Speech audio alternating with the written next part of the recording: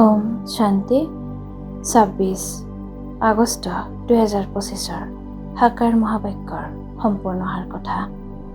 মৰমৰ সন্তানসকল, জ্ঞানৰ সাগৰ পিতা আহিছে জ্ঞান বৰশী এই ধৰণে সেউজ কৰি তুলিবলৈ। এতিয়া স্বৰ্গ স্থাপনা হৈ আছে, তালৈ যাবৰ বাবে দৈৱী সম্প্ৰদায়ৰ হ'ব লাগে। প্ৰশ্ন: সৰ্বোত্তম কুলৰ সন্তানসকলৰ মুখ্য কৰ্তব্য কি?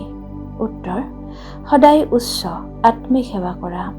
ইয়াত বহি বা চলতে ফুৰতে, বিশেষকৈ ভাৰতক আৰু সাধাৰণভাৱে গোটেই বিশ্বক পাৱন কৰি তোলা। শ্ৰীমতত পিতাৰ সহায়কাৰী হোৱা, এয়াই সৰ্বোত্তম ব্ৰাহ্মণসকলৰ কৰ্তব্য। ধাৰণাৰ বাবে মুখ্য সাৰ: ১. পিতাৰ সমান শিক্ষক হ'ব লাগে। বৰ যুক্তিৰে সকলোকে এই অসত্য খণ্ডৰ পৰা উলিয়াই সত্য খণ্ডলৈ যোৱাৰ লায়ক কৰি তুলিব লাগে। ২. জগতৰ সংগ হৈছে কুসংগ, সেয়েহে কুসংগৰ পৰা কাষৰীয়া হৈ এজন সত্যৰ সংগ ল'ব লাগে। উচ্চ পদৰ কাৰণে এই পঢ়াত লাগি যাব লাগে, একমাত্ৰ পিতাৰ মততহে চলিব লাগে।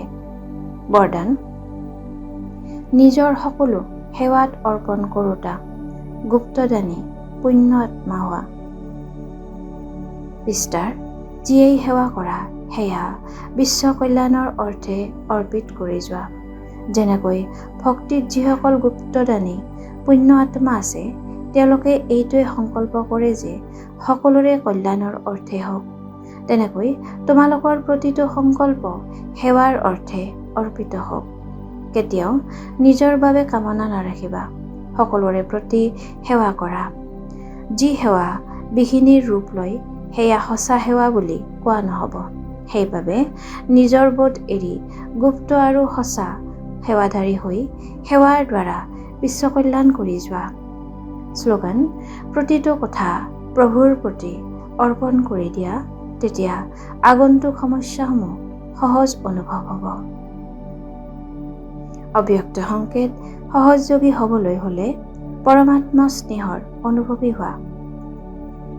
আদিকাল অমৃতবেলা নিজৰ অন্তৰত পৰমাত্মা স্নেহ সম্পূৰ্ণৰূপে ধাৰণ কৰি লোৱা।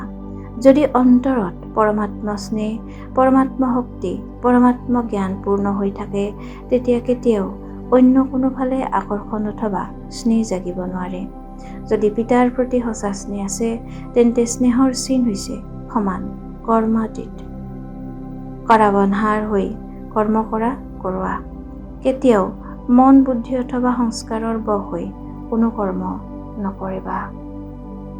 ওম শান্তি।